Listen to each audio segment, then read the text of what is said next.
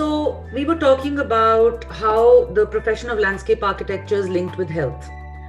I think we should look at health of the people, but I always talk about the context and common sense of how people's health is it's completely connected with the health of the landscape. Okay, the cultural landscape, the biocultural landscape, or the larger landscape, the urban landscape. And again, I come back to some basics of land, water, vegetation, and waste, which I spoke about. So let's look at historically where we were as a culture, let's say the Indian culture or any traditional culture. We'll find this many common threads in this.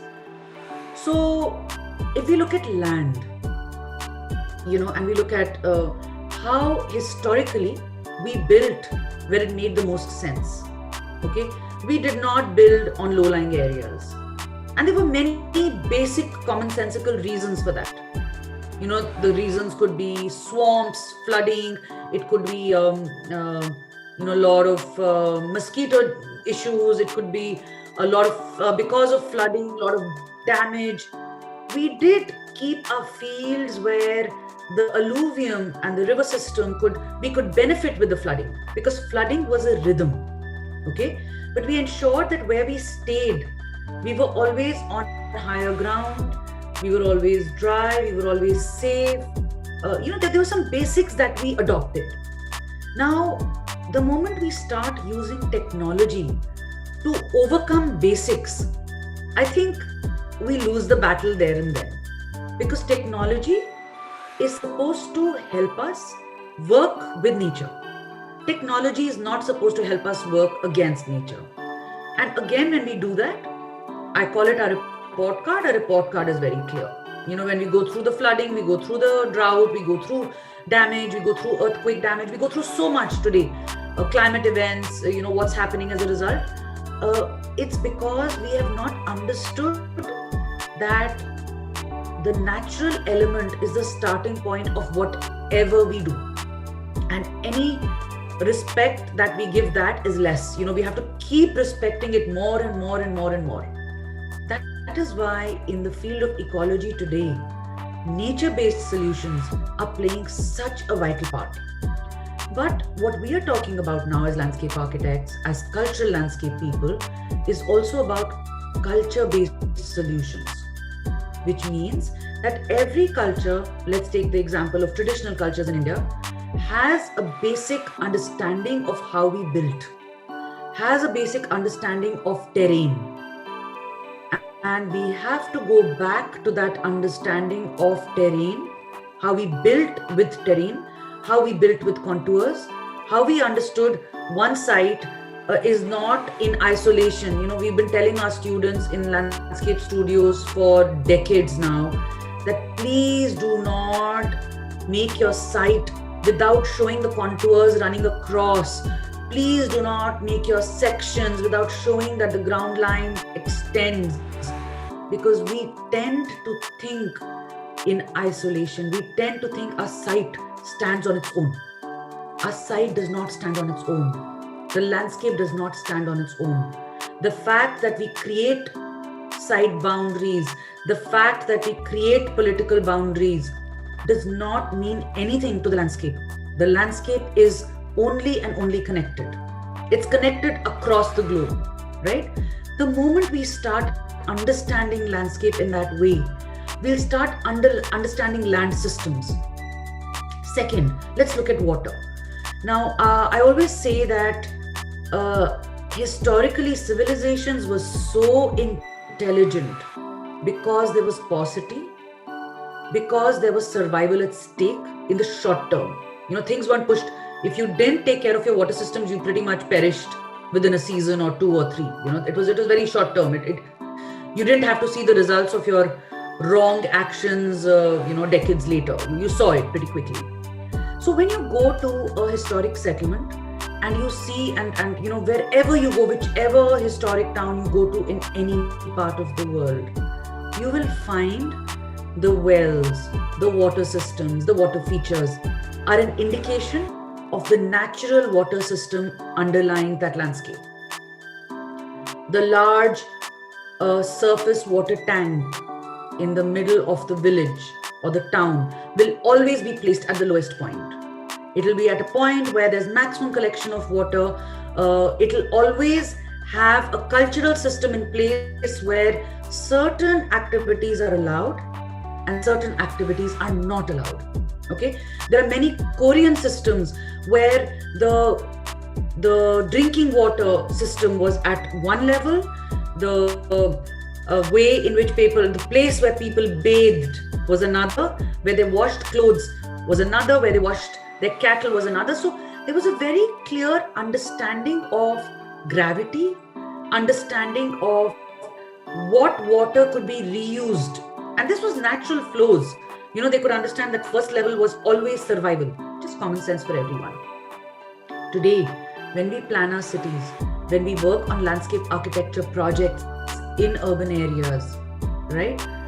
How much of this basic thinking do we apply? Another example here, another system we talk about is vegetation. Okay, so I have now been talking about nurseries and what nurseries talk for years together, because till landscape architects, horticulturists, ecological planners and designers don't create a demand which is for nurseries to change their plant palette, nothing is going to change. If we are not going to demand that we want the natives, you know, we want natives which differ in one part of Rajasthan to another part of Rajasthan to another part of Gwalior to another part of Assam. The nursery we are not going to transport material from Vemagiri nurseries to Delhi, which all of us have done. I mean, we are all equally responsible for it. And we are all realizing that it can't work. We have to work hand in hand with our nursery systems, with our public parks.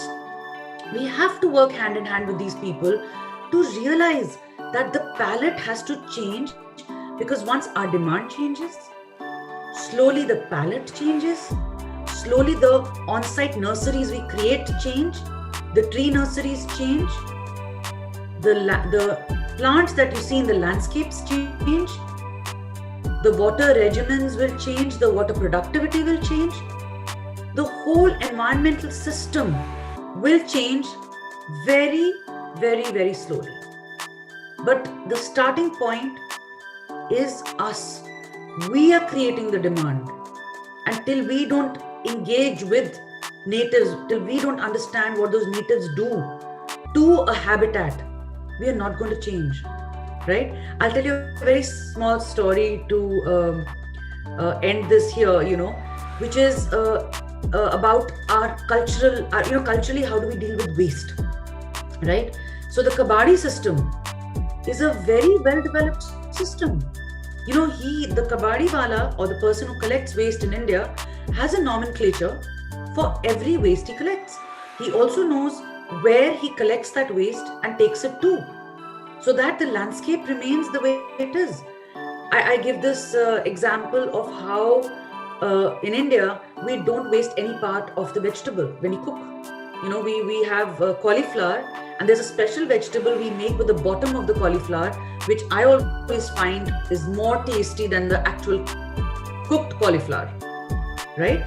And whenever I cook for friends abroad, I make sure when I cook cauliflower, I also cook what we call the dantal, the bottom. And I tell them that this is the bottom and this is the top. So taste both and see which one you like more. It's fibrous, it's wonderful, you know, it's what. So to change our thinking that no part of what we produce has to be thrown, because we started throwing when there was an abundance. When there was paucity, our cultural systems taught us to use every part of what we had, you know, in a judicious way. So, okay, a quick story which one of my students shared with me. I hope at some point he listens to this, I don't know how and when and where it will reach him. This was a young boy who was talking about the garden in his house in Andhra Pradesh. This student was, I was teaching them in the School of Planning and Architecture. I was taking a course called Culture, Context, Common Sense.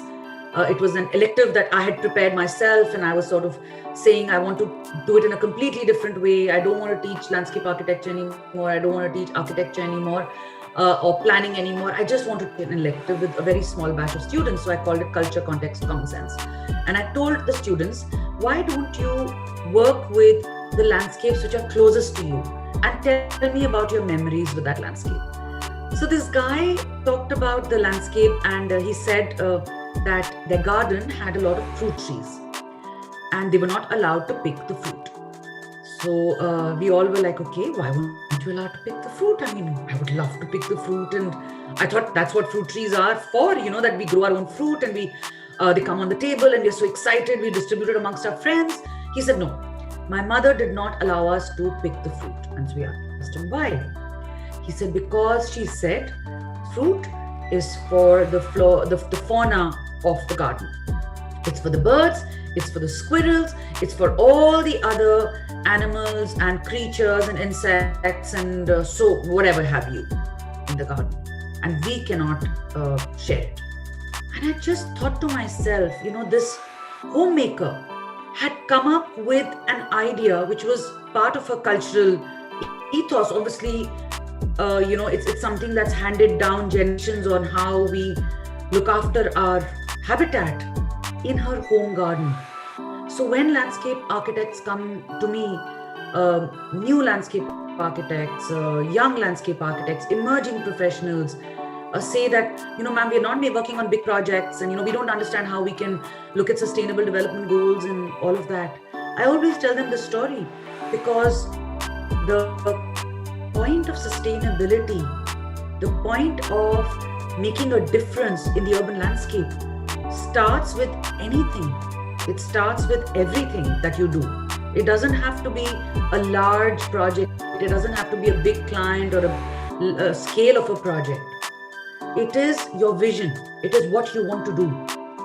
So yeah, thank you very much. I think we should now start looking at what the future entails for us and how we can look at our past, our cultural, natural heritage, and address our future. Thank you very much.